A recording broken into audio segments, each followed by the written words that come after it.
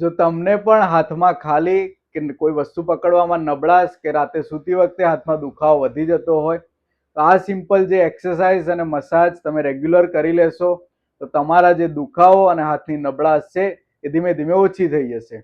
નમસ્તે મિત્રો, આજના વિડીયોમાં આપણે વાત કરવાના છીએ કે જે ઘણી મહિલાઓ અને ઘણા એવા પ્રોફેશનલ્સ કે જેમને આંગળીઓના આ ભાગમાં કે અંગૂઠામાં ઝંઝનાટી આવતી હોય છે, શૂન્યપન પડી જતું હોય છે અને એમને કોઈ બી વસ્તુ પકડવામાં કે હાથ ગ્રીપિંગ કરવામાં એમને નબળાશ અનુભવાતી હોય છે.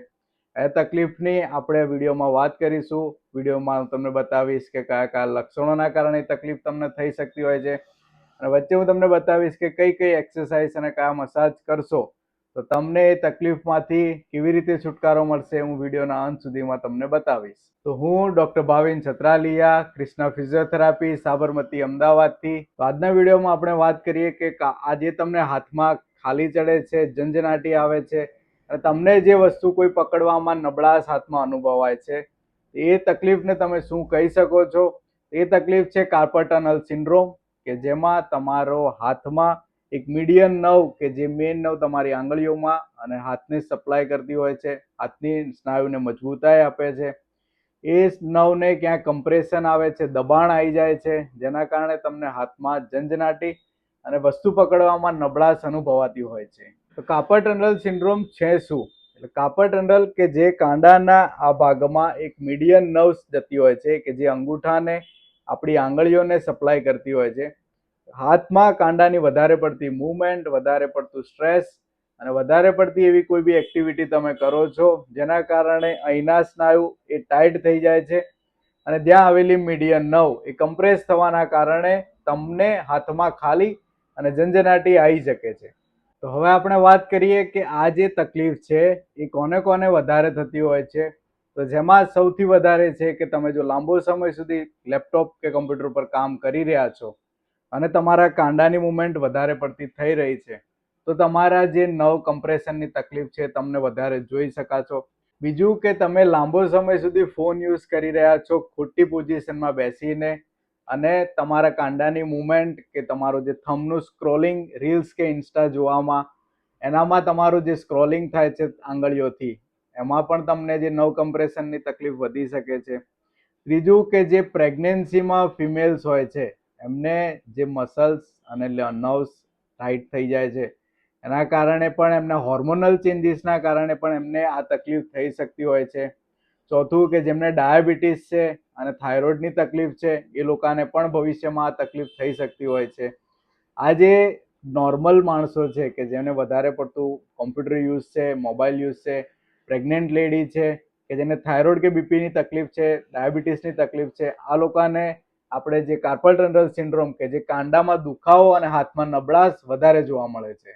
તો હવે આપણે વાત કરીએ કે જો તમને કાર્પલ ટનલ સિન્ડ્રોમ કે આ જે કાંડામાં નસ દબાવવાની તકલીફ હશે તો તમને શું શું તકલીફ પડી શકે છે. એમાં સૌથી પહેલું છે કે તમને અંગૂઠામાં, આંગળીઓમાં, ટેરવાના ભાગમાં તમને ઝંઝનાટી અને ખાલી ચડશે. રાત્રે તમે સૂશો ત્યારે તમે હાથમાં દુખાવો થઈ શકે છે, બળતરા થઈ શકે છે. ત્યારબાદ હાથમાં તમને કમજોરી અનુભવાય છે કોઈ બી વસ્તુ પકડવામાં કે બોટલનું ઢાંકણું ખોલવામાં.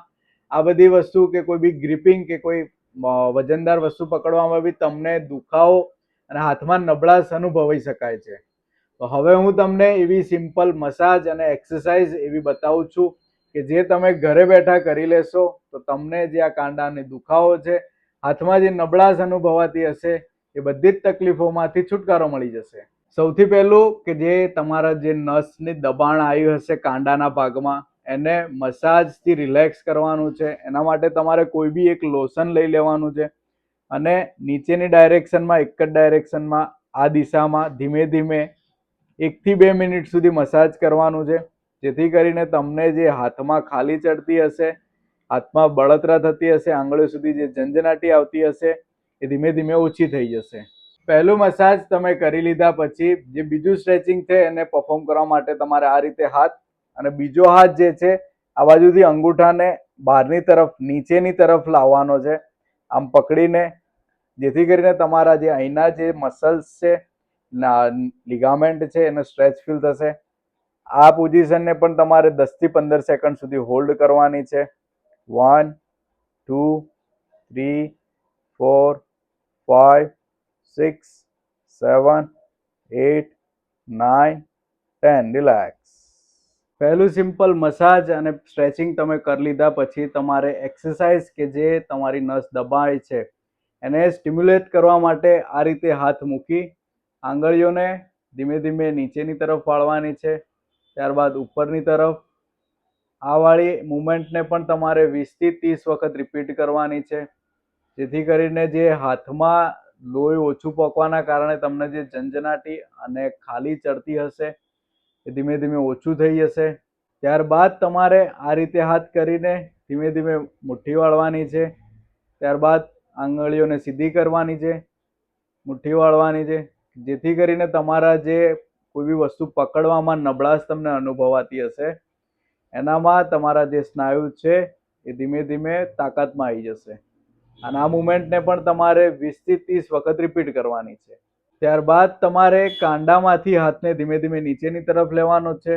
અહીંયા સ્ટ્રેચ ફીલ કરવાનું છે પાછળના ભાગે, ત્યારબાદ ઉપરની તરફ તમને કાંડાના આગળના ભાગમાં તમને સ્ટ્રેચ ફીલ થશે.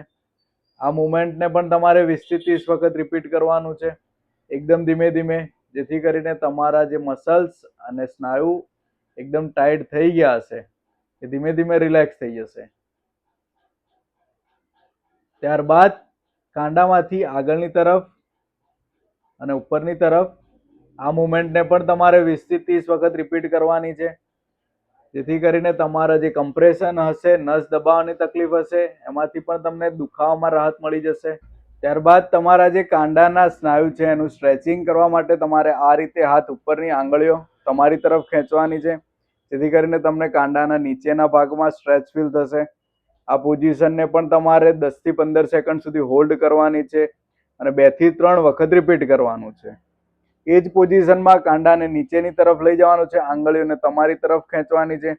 આ સ્ટ્રેચ કરશો તો તમને કોણીથી લઈ છેક આંગળીઓ સુધી સ્ટ્રેચ ફીલ થશે. આ પોઝિશનને પણ તમારે 15 થી 20 સેકન્ડ સુધી હોલ્ડ કરવાની છે અને 2 થી 3 વખત રિપીટ કરવાની છે. સૌથી અંતિમ કે જે સ્ટ્રેચિંગ અને નર્વ સ્ટિમ્યુલેશન છે એ સૌથી મહત્વનું છે, જેથી કરીને તમારું જે નર્વ કમ્પ્રેસ એટલે કે દબાણ આવ્યું હશે સ્નાયુના કારણે એ એકદમ છૂટું થઈ જશે અને જે લોહી પ્રોપર નહીં ફરતું હોય જેના કારણે તમને ખાલી અને બળતરા થતી હશે એ પણ એકદમ સરખું થઈ જશે. એ કરવા માટે તમારે આ રીતે હાથ બહારની તરફ રાખવાનો છે, આંગળીઓ તમારી તરફ ખેંચી અને આ જે ડાબા બાજુનો કે જમણા બાજુનો તમારો જે ખભો છે ત્યાં માથાને ટચ કરવાનો ટ્રાય કરવાનો છે. અને આ જે રીતે તમે આંગળીઓ લઈ જશો નીચે એ રીતે તમારે કાનને ટચ કરવાનો છે, એકદમ નીચે ધીમે ધીમે. અને આ પોઝિશનને પણ 5 સેકન્ડ સુધી હોલ્ડ કરવાની છે. 1 2 3 4 5. જેવું તમારું માથું રિલેક્સ થશે તમારો હાથ પણ રિલેક્સ થઈ જશે. જેવો હાથને નીચે લઈ જશો માથાને પણ બીજે તરફ ખભાને ટચ કરવાનો ટ્રાય કરવાનો છે. આ મુવમેન્ટને પણ તમારે 10 થી 15 વખત રિપીટ કરવાની છે. તો મિત્રો આજે મેં વિડીયોમાં તમને મસાજ બતાવ્યું, સ્ટ્રેચિંગ બતાવ્યું અને સિમ્પલ એક્સરસાઇઝ કે જે તમારા કાંડાની નસ કોઈ દબાઈ ગઈ હશે જેના કારણે તમને હાથમાં ખાલી અને ઝંઝનાટી આવતી હશે, કોઈ વસ્તુ પકડવામાં નબળાશ અનુભવાતી હશે.